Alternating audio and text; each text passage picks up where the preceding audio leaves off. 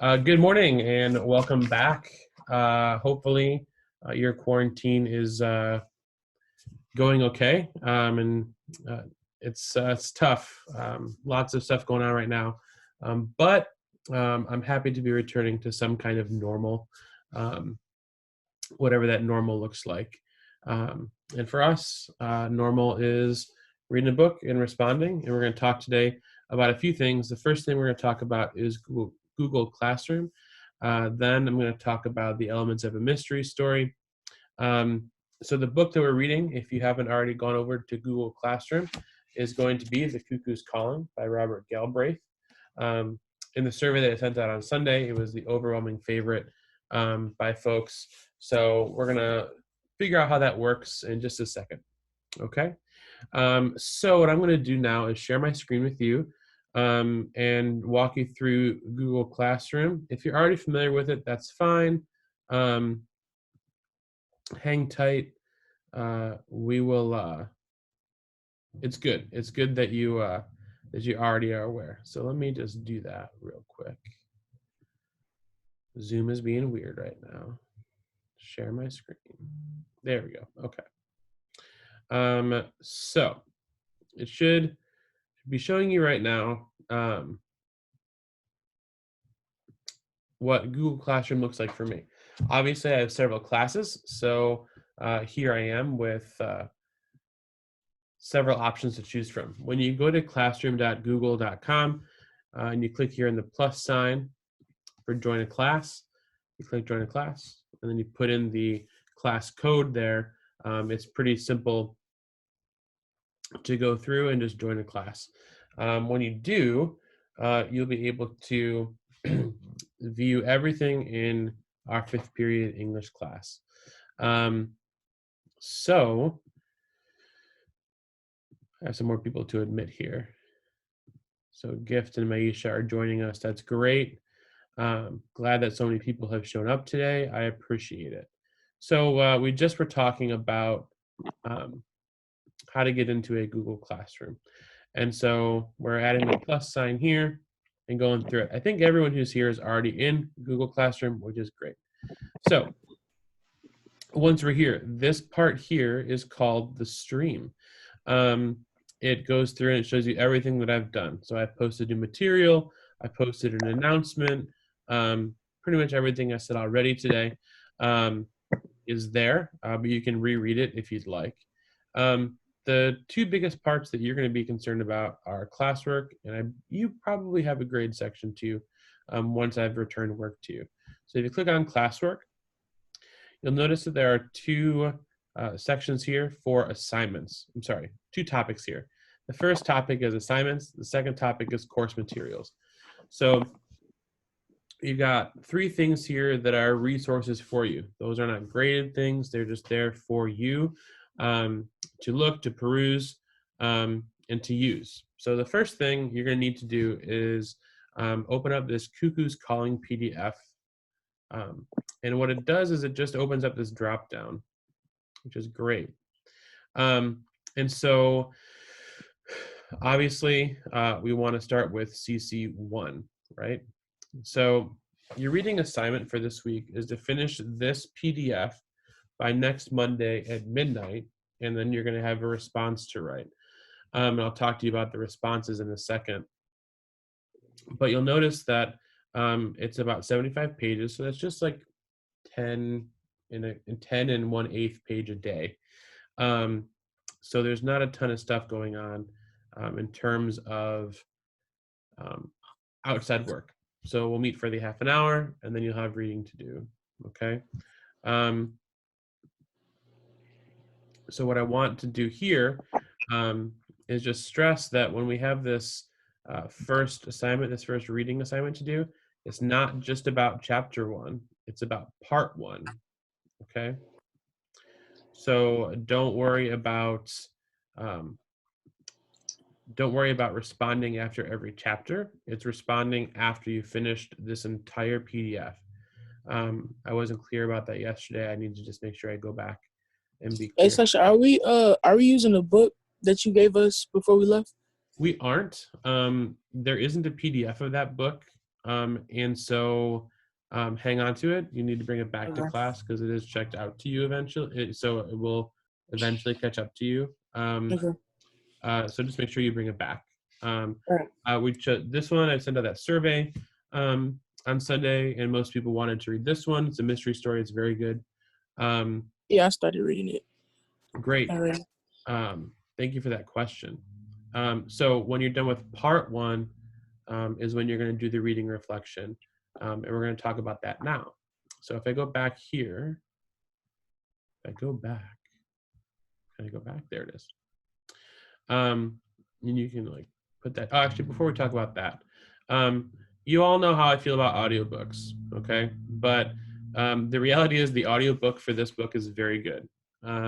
So what I've done here is somebody put it up on YouTube. I don't know who it is, but part one, part two, and part three are there.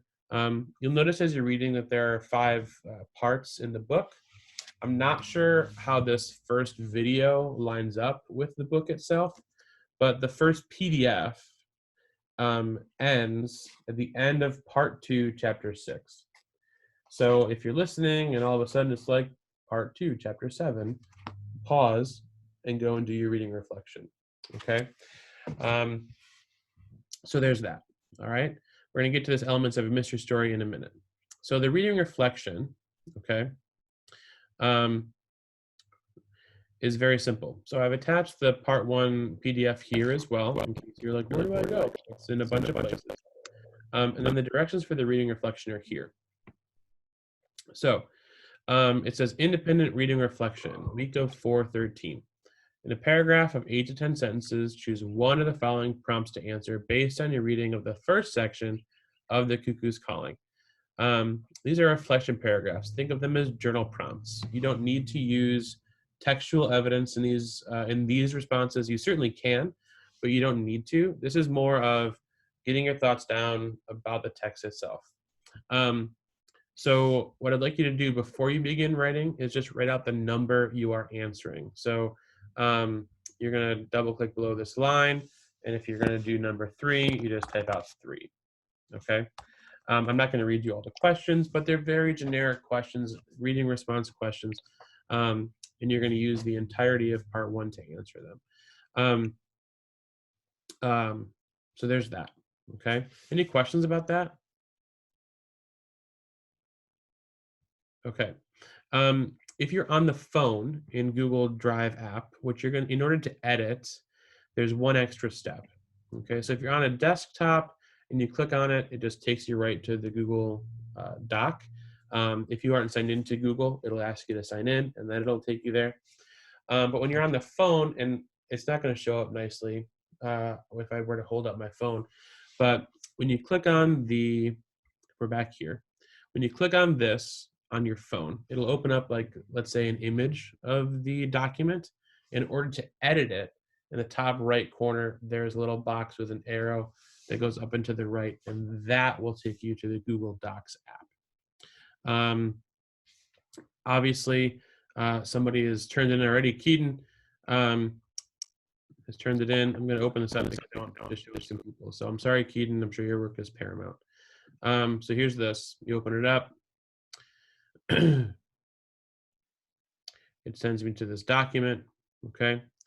And Keaton's attached something here.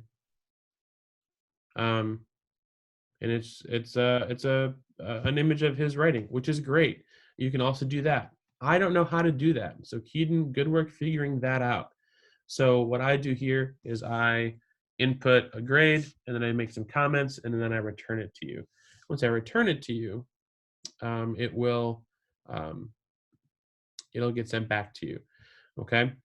My guess is that Keaton probably read chapter 1 and responded. I'll make sure I reach out to him. That's okay. Some people made that mistake yesterday.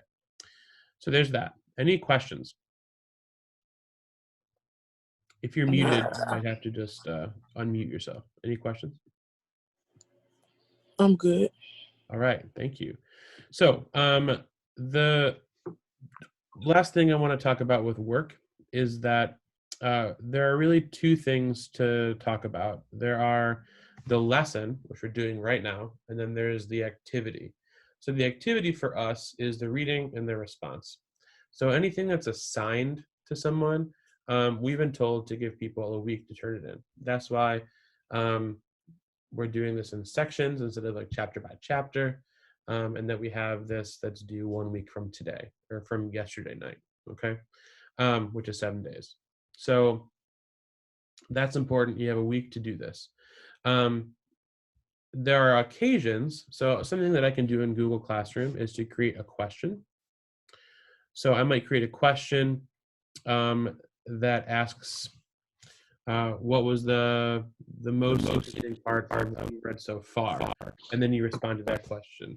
I might ask you to do that during the half an hour lesson that we have. And so I'd like those to be done day of, okay? Things that aren't going to take us more than half an hour. We're not always going to meet like this. I might not always talk so much, but there are some things there, okay? All right, so let's talk about the elements of a mystery story, and then we'll be done. All right, this here is here for you as some course material, and it's able to be reviewed and go back to. But I wanted to make the small caveat that we might have a quiz over these 10 items at some point. So just you can take some notes if you want, or you can just go back to this at a later date. Okay, I'll make sure I give you notice if there's a quiz. All right, so murder stories really start with Edgar Allan Poe in a story called The Murders in the Rue Morgue. Edgar Allan Poe is an American author, and he really gave way to people like Sir Arthur Conan Doyle, who wrote the Sherlock Holmes mysteries, and he really started the whole genre. And it gets perfected along the way. So the first thing that a good mystery story needs to have is a strong hook. And it really invites the reader in to try and solve the crime, and it's open to piquing their interest. At the beginning of The Cuckoo's Calling, we have a model who has seemingly committed suicide by jumping off of her balcony. And that opening moment is this crime scene, this murder scene, the discovery of a body. Think about any time you've watched a movie or a TV show like Criminal Minds or NCIS or How to Get Away with Murder or something like that. They always open up with the finding of the body, right? So that's something that's been here for a long time. All right. The second thing is an atmospheric setting. Okay, so stories in this genre should create an ominous, uneasy mood through setting to support the anxiety of an unknown antagonist lurking in the shadows. Since this is a modern story, we have a little bit less of like an ominous and an uneasy setting. But soon enough, you're going to meet the detective. His name is Cormoran Strike. And they live and work in London. And his ominous and uneasy mood is that he has no money. This is a make or break case for him to be able to continue to pay bills and do that. So that's the atmosphere here. London is also a really distinctive city. Thursday, I think what we're going to